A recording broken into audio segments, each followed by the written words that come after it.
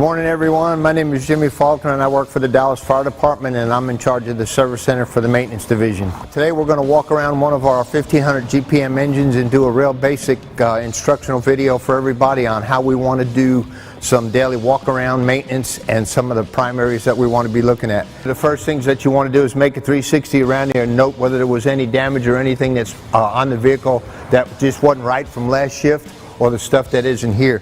Little bitty things like looking at stuff, windshield cracks, stuff that's loose, looking at lights, light lenses that are cracked, looking at your paint for scratches, windows and everything that are together. And while the unit is plugged in, you want to look here up at our auto charge. The auto charge is indicating to you guys that the Small auto charge is working properly and you're getting a good battery charge. It's keeping up with the power and the current and everything on your MDCs and your portable radio chargers. I always like to ask the guys to open and close the doors and make sure that they're shutting properly. This is something that's real easy to do as you're walking around. Look at your pump panels, make sure everything is not loose, and just take a quick look up underneath there to see whether you have any significant water flowing from any leaks or damage or drains or anything that are open. You look at all your handles before you start, make sure everything is in, stuff is right, your keystone is not leaking. Looking at all your equipment here, there's been some issues where the telescoping lights have been left up or spinning around. Make sure that they're tight, make sure that they're down, walk around, pop your compartment doors open.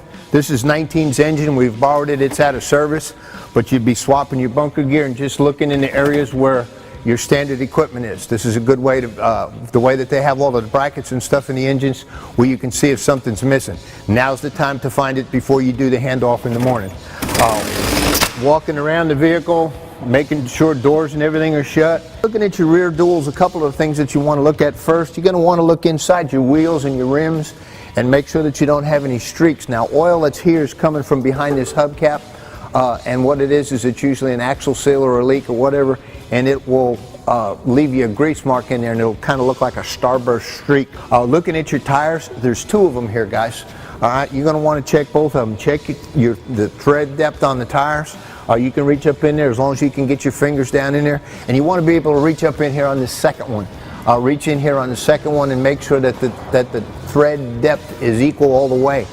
If the tires are overinflated, the thread in the middle, the tread in the middle of the tire is going to be less, so that's a little bit something you want to check on your tires. If you're lucky enough and you got a quarter in your pocket, you can actually take a quarter and stick a quarter right here in that tread. If you can see the top of the head on the quarter, that's about 3/32, and you want to get that changed. Anytime that anybody has any problems or any questions about tires, bring them down there. Tires for you guys are free. If you feel that there's a problem with a tire, bring it down there, see me, and we'll get you guys changed out. Coming back here towards the back, you have another compartment that you'll check with your gear and everything that's inside here, and look around the back and on the back of your engine here. Your auto eject, make sure that's good. One of the first things that I want to kind of bring to everybody's attention on the daily, we had told you to look at those red bars in the front. If the red bars are not on the Small auto charge right there and you're plugged in, 99 times out of 100 what you're going to get is it's going to be a problem with the breaker in the station. So the first thing that you'll want to do is go check the breaker in the station. That goes for engines, trucks, and the rescues. Walking around the back of the unit, we'll look at our hose tarps, we'll look at our hoses that are coming out the side, and we'll want to make sure that our blitz fire gun and everything is on here. Now, we won't do the captain side because it's basically the same thing in reverse, but what I'd like to do is walk around the front and show you some of the things that you can find and you can see, and you can take a real quick look in the front even before you tilt the cab up. Okay, guys, after you get done with your inspection on the captain side, it's going to pretty well basically be the same thing. Remember, look at your doors, check your mirrors and everything, all your equipment. You want to come around the front of the engine and just kind of take a look. Because our streets are, they're just a little bit rough on equipment, some of the issues that we've seen is your bolts and everything here in the front. You want to make sure that they're tight, and that's just easy enough stuff that you can look at. Just rattle some of this stuff that's up here, because the front bumpers shake a lot there because of the diesels and because of the way that we have to respond in some of the streets. One of the things I want to kind of tell you is this is not a handle. We have several firefighters that have come in here with that free dumb look with the windshield wiper in their hand. It's not a handle. You can tilt this off so that you can check the windshield wipers, Guys, check the wipers before the day it's going to start raining, because if it's raining and 10 guys call because they got bad wipers, that's just not taking care of business. Some of your engines will be split right here. You'll have two latches that'll come down and it will lay down, and you'll have a place for your windshield washer fluid. You'll have a place for the oil dipstick, which is about 9 yards long. You got to kind of learn to be a roper that way. And the oil filler's up here.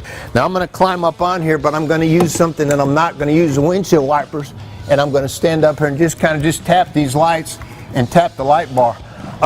Tapping the light bars because you guys have to go through so many neighborhoods where the trees aren't trimmed. The guys on the trucks can attest to that because they're getting the lights ripped off all the time.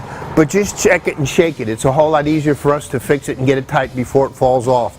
Look up underneath here, and this is usually the time that you're going to reach up here and you're going to be pulling the tree branches and everything that's out of here.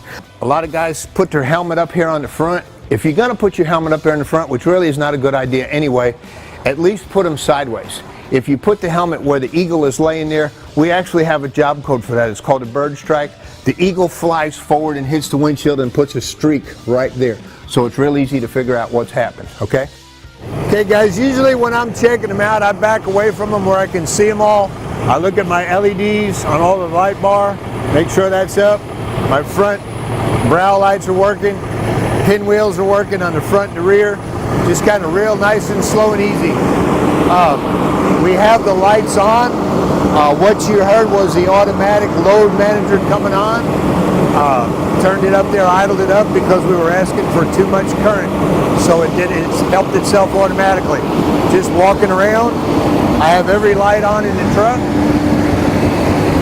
Looking at all of make sure all of our LEDs are working. Up at the top, pump panel lights.